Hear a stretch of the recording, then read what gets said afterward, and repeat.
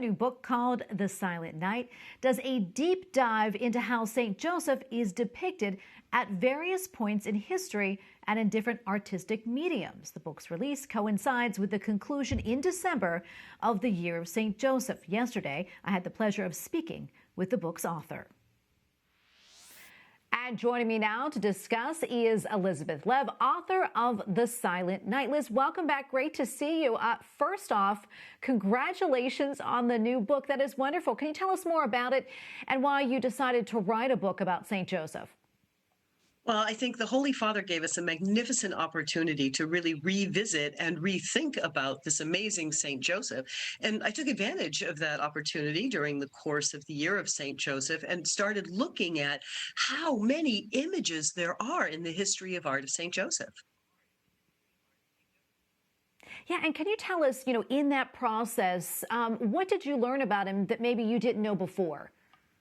Well, what drove me to write the book was that I had no idea that there was such a variety of images. There's Joseph the old man, there's Joseph the young man, there's Joseph, a kind of goofy guy in the corner drying diapers, there's Joseph who looks like St. Peter. The amount of imagery that the church has produced over St. Joseph over the years is really extraordinary. And together, looking at those images, we can see the history of the church playing out and how St. Joseph was like a knight in shining armor riding in to assist the church whenever it found itself in difficulty with teaching or historical events.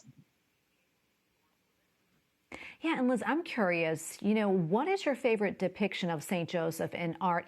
Did you find something new that you hadn't seen before? Well, I found lots of new images. So I found these really fascinating Northern European images where you see Joseph, he's like cutting up his shoes in the corner, which has to do with the relic of Joseph's hosen that was found in the 11th century. But my personal favorite, and I can't help it, I live in Rome, I'm kind of a Roman, and I love the Baroque. My personal favorite is Guido Reni's St. Joseph and the Infant Jesus, where he's holding the baby. And he looks like an older man, but his absolute absorption, the way he's focused on that child. And then Jesus reaches up to play with his fuzzy beard. So you have solemnity, you have this grandeur, but at the same time, you have this intensely personal and intimate moment.